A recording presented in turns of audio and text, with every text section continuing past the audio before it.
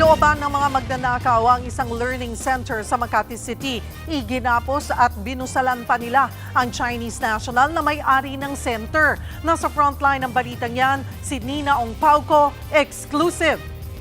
Yan, parating na sila yan. Yan na sila. Kita sa CCTV ang pagdating ng dalawang sasakyan na ito sa labas ng isang learning center sa Makati City.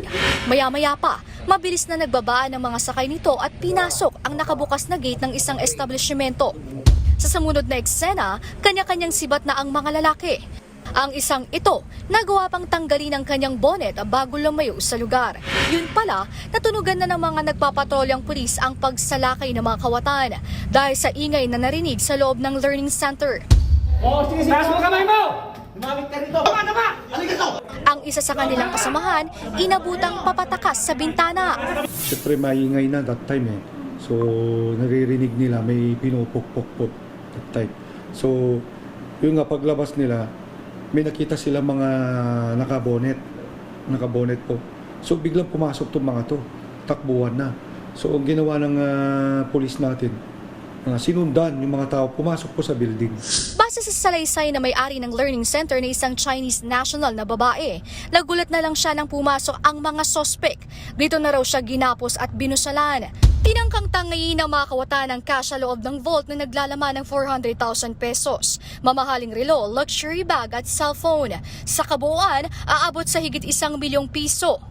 Sa investigasyon, posible na nasalisihan daw ang isang empleyado ng center na nagbukas noon ng gate.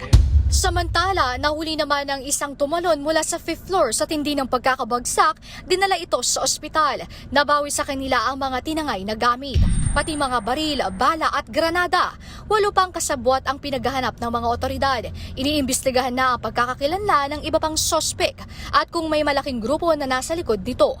Naharap sila sa patong-patong na kaso. Eksklusibo pang nakapanayam ng News 5 ang mga sospek. Sir, ano masasabi nyo na isa daw po kayo sa mga leader ng mga na itong palanadong pagnanakaw po sa isang establishmento? Hindi naman po ako leader. Accessory lang po ako. Ikaw po ba yung mga nakabonet?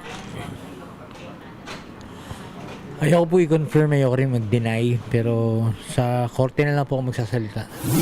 Naghain naman ng reklamo ang biktima. Nagbabalita mula sa frontline, Nina Ong Pauco, News 5. Mga kapatid, Cheryl Cosing po. Maging maalam at may pakialam sa mga napapanahong issue at headlines. Mag-follow at mag-subscribe na sa social media pages ng News 5.